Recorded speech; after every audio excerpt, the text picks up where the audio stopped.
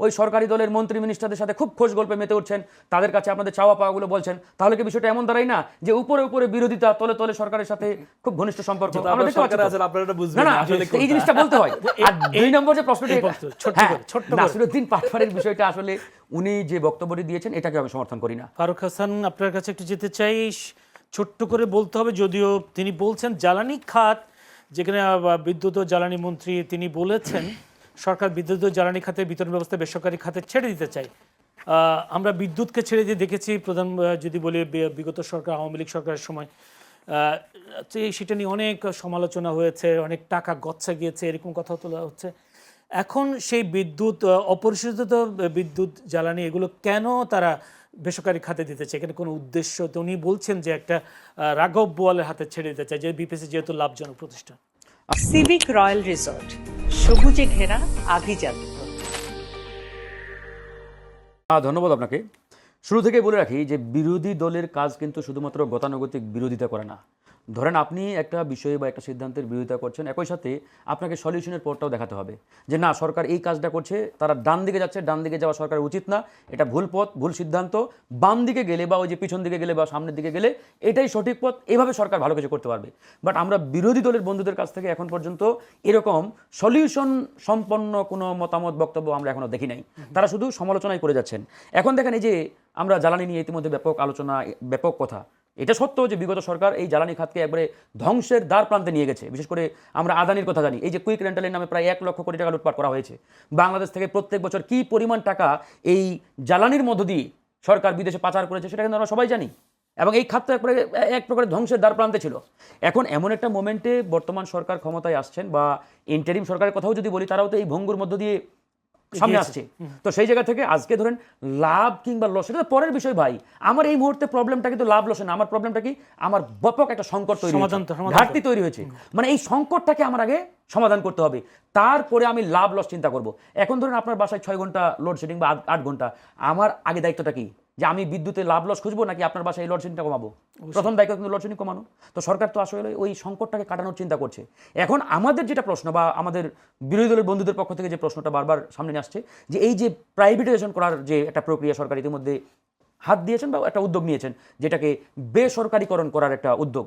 এখানে ধরেন যে প্রতিষ্ঠান বা যে গোষ্ঠীকে এই মানে আপনার দায়িত্বটা দিতে যাচ্ছে সরকার, সেটা নিয়ে আপনার প্রশ্ন তুলতে পারেন। সেটা নিয়ে আমার নিজেরও আপত্তি আছে। আমরা সরকারকে বলেছি যে এটা নিয়ে বিগত সময়ের আমাদের হিস্ট্রি আছে, বিগত সময়ে আমাদের ইতিহাস আছে, আপনারা প্রয়োজনে পুনর্বিবেচনা করে যারা সত্যিকার অর্থে বিগত সময়ে ভালো কাজ করেছে বা দেশপ্রেমিক এরকম ব্যবসায়িক গোষ্ঠী বলেন, শিল্প গোষ্ঠী বলেন, তাদেরকে আপনারা দায়িত্ব দিতে পারেন। তো এই বিষয়টা নিয়ে আপনারা আলোচনা করতে পারেন। বাট আপনারা কিন্তু এই অ্যাঙ্গেলে আলোচনা করেন, আপনারা শুধু গতানুগতিকভাবে বিরোধিতা করার জন্য যে বিরোধিতা। আমরা নিজেরাও সরকারের অনেক সমালোচনা করি। এই যে ঔষধ নীতির কথা বললেন আমার ভাই, এখানে ঔষধ নীতির পক্ষে সবচেয়ে সোচ্চার কিন্তু আমরাই। কারণ এই যে ঔষধ নীতির কথা বলা হচ্ছে, 1982 সালে এই ঔষধ নীতি প্রণয়ন করতে গিয়ে জীবন যৌবন উজাড় করে দিয়েছেন ডক্টর প্রয়াত জাফরুল্লাহ চৌধুরী স্যার। এবং এই ঔষধ নীতি কিন্তু উনার মাধ্যমে প্রণয়ন হয়েছে, ডক্টর জাফরুল্লাহ চৌধুরী প্রয়াত। এই যে ঔষধ নীতি দীর্ঘ প্রায় ধরেন যে আপনার 30-35 বছর ধরে চলে আসছে। মাঝখানে অনেক সরকার অনেকভাবে এটাকে ধরেন যে হ্যাম্পার করার চেষ্টা করেছে, অনেক সরকার এটাকে বেসরকারিকরণ করেছে। বিশেষ করে বিগত 15-16 বছরের কথাই যদি বলি, সালমান এফ রহমান নামক মাফিয়ার হাতে তুলে দিয়েছিল বিগত সরকার এই শিল্প খাতকে। আমরা তো জানি সব কিছুই।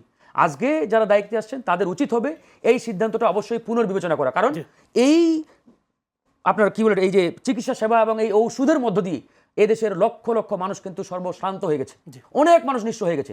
সরকারকে আমরা অবশ্যই এটা পুনর্বিবেচনার আহ্বান জানাচ্ছি। সময় নেই আমার কাছে, বিরতিতে যাব, তার আগে ছোট্ট একটা প্রশ্ন করে রাখি। সেটা হচ্ছে, যদি বলি জাতীয় নাগরিক পার্টির মুখ্য সমন্বয়ক নাসিরউদ্দিন পাটোয়ারির সামনে কঠিন সময় অপেক্ষা করছে বলে মন্তব্য করেছেন মঞ্জুরুল ইসলাম, দিনাজপুর 1 আসনের বিএনপি থেকে নির্বাচিত সংসদ সদস্য। তিনি বলেছেন পাটোয়ারির উপর মার শুরু হয়েছে, কেবল আসল মার তো শুরুই হয়নি। একজন দিনাজপুরের একজন এমপি, এই ধরনের বক্তব্যটাকে আপনি কিভাবে দেখছেন? ছোট্ট করে বলুন। ধন্যবাদ। হ্যাঁ, আমি এটা বলার আগে আরেকটা কথার একবারে সংক্ষেপে উত্তর দিয়ে দিই। এই যে কথা বলার জায়গা, আমার ভাই বললেন যে পার্লামেন্টে নাকি বিরোধী দলের সদস্যরা কথা বলতে পারেন না, এটা সত্য নয়। বিরোধী দল পার্লামেন্টে বিগত 12টি বিগত যে কথা বলে লাভ নেই, কারণ টু দ্য মেজরিটি কথা তো ওখানে বলতে হবে, ওটা একটা ফর্মাল জায়গা।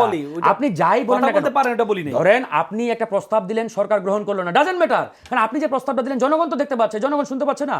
তো সুতরাং যেখানে একটা ফর্মাল প্রসিডিউর রয়েছে, আপনার কথা বলার জায়গা রয়েছে, আপনাকে সবচাইতে জোর দিতে হবে ওই জায়গায় কথা বলা। আমরা তো দেখতে পাচ্ছি যে আপনারা বিরোধিতা করছেন ওখানে, আবার যখন সংসদের বিরতির সময় তখন আবার ওই সরকারি দলের মন্ত্রী মিনিস্টারদের সাথে খুব খোঁজ গল্পে মেতে উঠছেন, তাদের কাছে আপনাদের চাওয়া পাওয়াগুলো বলছেন। তাহলে কি বিষয়টা এমন দাঁড়ায় না যে উপরে উপরে বিরোধিতা, তলে তলে সরকারের সাথে খুব ঘনিষ্ঠ সম্পর্ক? আমরা দেখতে পাচ্ছি তো। আপনারা এটা না বুঝবেন না, না আসলে এই জিনিসটা বলতে হয়। আর দুই নম্বর যে প্রশ্নটা, এই বক্তব্য, ছোট্ট হ্যাঁ, করে, ছোট্ট করে। নাসিরুদ্দিন পাটোয়ারির বিষয়টা আসলে উনি যে বক্তব্যটি দিয়েছেন এটাকে আমি সমর্থন করি না। আসলে দেখেন, আমরা এমন একটা রাজনীতি বিনির্মাণ করতে চাই যেখানে ফিজিক্যাল কোনো এজাল্ট থাকবে না, শারীরিক কোনো আক্রমণ থাকবে না। আমরা কথার জবাব কথার মধ্যে দিয়ে দিব। একইভাবে এটাও মাথায় রাখতে হবে যে আপনি এমন কথা বলবেন না যার কারণে এরকম একটা উত্তপ্ত পরিস্থিতি তৈরি হয়। অসংখ্য ধন্যবাদ। সবার আগে আমার মনে হয় ভাষাকে সংযত করা অত্যন্ত জরুরি।